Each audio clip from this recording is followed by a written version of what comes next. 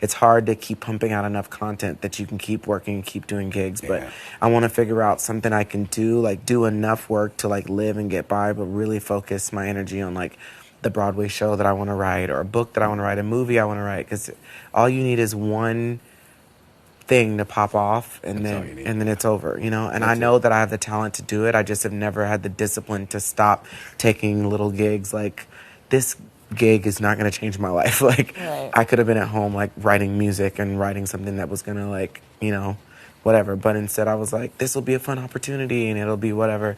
I have to stop taking those and like have discipline, and have to sit down and be like, if you really believe in this, you'll sit down and you will like live a lean life for a year or two and write this thing that's going to change your life forever, you know? What makes you think that you can't just sit down and write now? What makes you think you can't do it? No, well, I just bought a house, and so that's part of the reason why I'm like, Okay. if this has been any other year, would I do Dancing with the Stars? Maybe not. But if they ask me now and the money is good, like, I'm trying to pay my house off like as quickly as possible and get it down to where like my mortgage payments are like reasonable. So anything that's a good amount of money, I'm just like, I don't want to have done everything that I've done to get this house, and then we have another pandemic, or, you know, and at this point anything could happen. That pandemic was really eye-opening. Oh yeah, it was for a lot of people, it was really eye-opening, especially any people in this industry. So I've just been like, I get that. When you come out of something like that, I don't feel like right now I have the luxury of and the confidence to know what's happening in the future to turn down a gig that's paying six figures.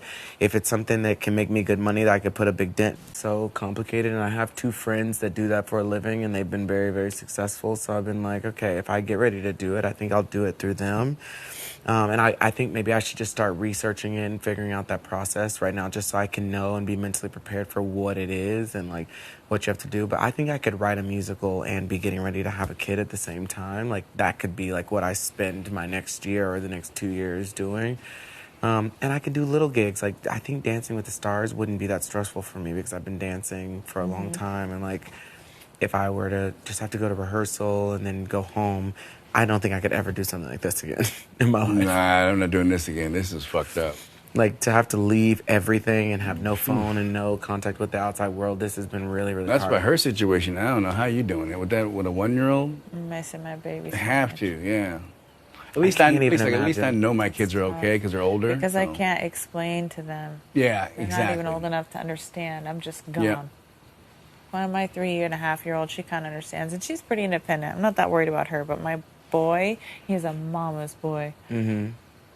He's gonna be so happy when I come home and say, Mommy. I can just see him like doing his little hobble. best little run that he can. And they grow so